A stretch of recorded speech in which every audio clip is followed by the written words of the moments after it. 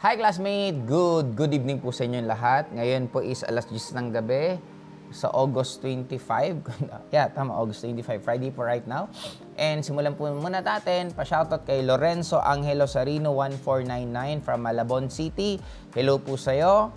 Ito si Louis J. Mamanaw 1702. Hello po sa'yo. Ito, ang daming comment ito.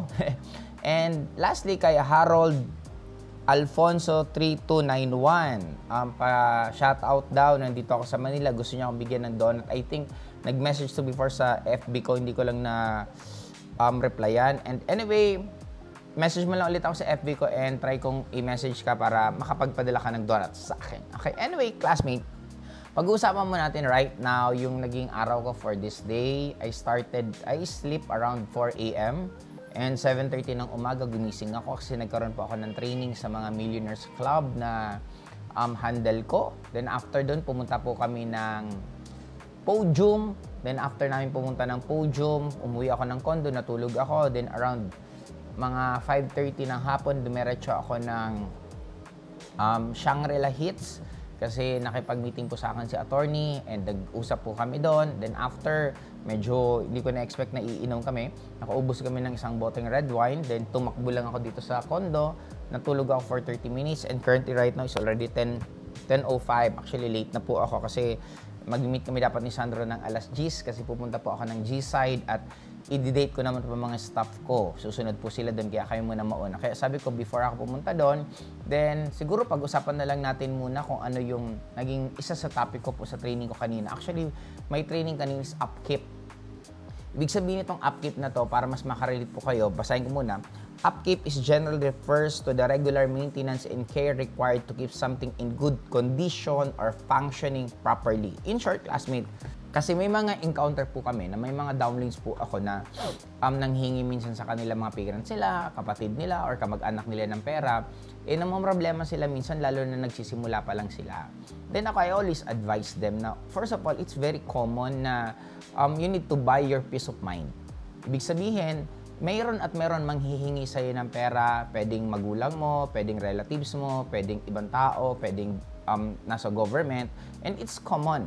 Para mas makaintindi po kayo, classmate, kasi di ako sinabi na you need to buy your peace of mind. Kasi di ba parang ikaw, kung nakatira ka sa squatters area, since marami pong nakatira doon, and hindi mawawala kung maraming nakatira, may pasaway, may makulit, may maingay, na kung gusto magkaroon ng tinatawag na tahimik na pamumuhay, it's very rare na mangyari yun kung nasa isa kang lugar na maraming taong nakatira.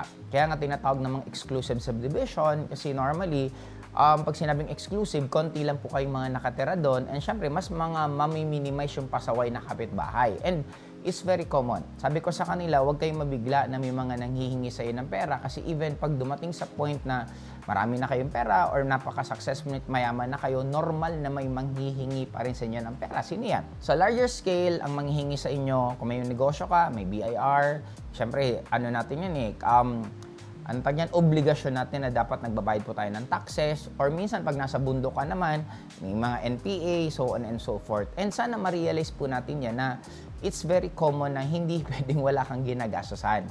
The moment na nagninegosyo ka, may babayaran kang maintenance para katulad ko right now, after natin itong vlog na to, tatakbo na po ako ng G-side, pupunta ako doon kasi i-date ko lahat ng staff ko na nandito sa Manila, and it is already one form of maintenance ko sa kanila. Tapos, meron pa tayong tinatawag na operational cost na pag may negosyo ka, may kuryente, may renta, so on and so forth. Sa inyo naman, kung nagsisimula pa lang po kayo, don't ever be malungkot na perket may mga nanghihingi sa'yo ng pera. Pinakasimpleng advice ko sa inyo, classmate, dalawa lang. Kung kaya nyo rin lang naman, bigyan nyo na para tahimik buhay nyo. Ibig sabihin, kung nanghihingi sila ng certain amount of money, regardless yan kung mahal nyo sa buhay or ano, kung kaya nyo rin lang naman, bigyan nyo para mas makabelo kang gawin yung dapat mong gawin. Kung hindi nyo naman po kayang gawin, is wala naman pong masama makipag-negotiate ka, talk to them, sabihin mo kung magkano lang kaya mo, kung kaya mo magbigay pa rin, ibigay mo lang yung kaya mo. Pag hindi mo naman kaya, sabihin mo na give yourself 1 year, 2 years, 3 years, or para ma-stable lang yung business. Pag ni-stable na, saka ka magbibigay. Kasi sana ma-realize natin, classmate, na we don't need to be a crybaby sa mundo natin. Kasi kahit ano pang gawin mo, kahit ano pang sabihin mo, laging meron mga challenges sa life. And it's just part of life. Actually, yun nga nagpapaganda ng buhay, di ba? Parang hindi naman gaganda ang computer games kung wala kang kalaban eh. Hindi gaganda ang computer games kung hindi ka nagle-level up. At hindi ka rin magle-level up kung hindi ka nahihirapan. The same thing with movies. Hindi naman gaganda ang pelikula kung puro na lang bida. Di ba? Mapapansin mo lahat ng, anong tawag niyan? Lahat ng pelikula, kung meron Avengers, meron naman Thanos. Di ba? May kalaban. Kung meron Batman, meron Joker. Laging ganun eh. And it's part of life. Kaya para sa akin, just be strong kung ano man ang pinagdadaanan ninyo and learn from it. And gawin mo siya motivation para mas lalong gumanda ang buhay, mas lalong umangat ka. Basta tandaan nyo lang, classmate, challenges will always be part of our life. Kasi, katulad, try to imagine, ako na nga lang eh, di ba? Ito na sitwasyon ko, pero ang dami ko pa rin ginagawa. Pero yung adjustment, right now, isipin mo, nag-30 minutes, actually, 20 minutes lang akong tulog. And ngayon, kaya inahabol ko lang matapos ng vlog ko kasi ang goal ko mag-daily vlog. Siyempre, para gift ko rin sa sarili ko na gusto ko talaga magawa ko yun. At the same time, gift ko rin sa inyo kasi I'm very, very touched sa dami po na nagpapapicture sa akin, lalo pag nasa labas ako na iba't ibang tao na may bata, may matanda. Kanina galing akong podium, bumili lang ako ng t-shirt kasi nga yung isang damit ko ayaw kong pagpawisan. Kaya sabi ko, bili ako sa pagpunta ko ng Adidas. Gulat ako kasi even yung nasa counter, sabi niya, "Sir, kayo po ba yung nagbablog?" Sabi ko, "Yes po, ako po yun." Tapos yesterday naman, nung nandun po ako sa Mega Mall, kasama ko yung anak ko habang naglalaro kami, yung parang Kids Zone, hindi ko alam anong pangalan nun.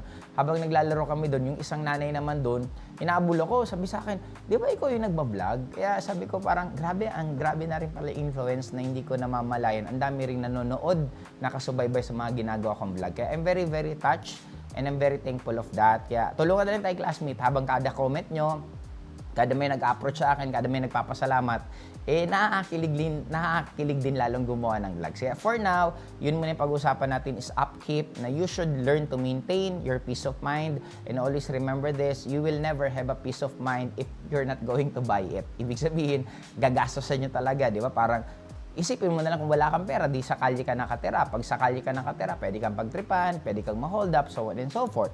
Pero kung nakatira kasi sa bahay, medyo comfortable ka.